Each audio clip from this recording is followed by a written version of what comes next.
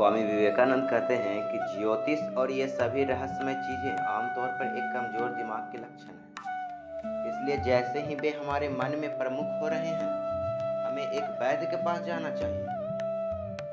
अच्छा भोजन करना और आराम करना चाहिए।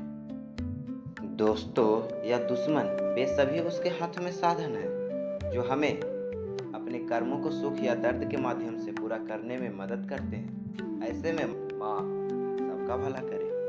जहाँ आपको वासना और धन के प्रति आकर्षण काफी कम हो, वहाँ चाहे किसी भी पंथ का हो, जान ले कि उसकी आंतरिक आत्मा जाग रही है। निस्वार्थता अधिक भुगतान कर रही है। केवल लोगों में इसका अभ्यास करने का धैर्य नहीं है। ज्ञान आप जानते हैं एक प्रक्रिया कल्पना द्वारा आता है। आप इन सभी प्रक्रियाओं से तत्वों के शुद्धिकरण से गुजरते हैं, एक को दूसरे को पिघलाते हुए अगले उच्चतर में, उस मन में, उस आत्मा में, और फिर आप आत्मा हैं। जब तक महिलाओं की स्थिति में सुधार नहीं होगा, तब तक दुनिया के कल्याण के बारे में सोचना असंभव है। एक पक्षी के लिए केवल एक पंख पर उड़ना असंभव है। विवेकानंद कहते हैं कि हम ऐसी शिक्षा चाहते हैं जिससे चरित्र का निर्माण हो, मन की शक्ति बढ़े, बुद्धि का विस्तार हो और जिससे व्यक्ति अपने पैरों पर खड़ा हो सके। पूर्ण नारीत्व का विचार पूर्ण स्वतंत्रता है। हर चीज का एक कारण होता है। हम प्रकाश के पुत्र और ईश्वर के पुत्र हैं। प्रभु की जय, हम सफल होंगे। अनुभव ही हमारे पास एकमात्र शिक्षक है। जीवन में सबसे अच्छा मार्गदर्शक ताकत है। आज का कारण अतीत का प्रभाव और भविष्य का कारण है। हम किसी को दोष न दें, हम अपने कर्मों को दोष दें। जैसे ही हम प्रतिक्रिया करते हैं, हम गुलाम बन जाते हैं। एक आदमी मुझे दोष देता है और मैं तुरंत क्रोध के रूप में प्रतिक्रिया करता हूँ।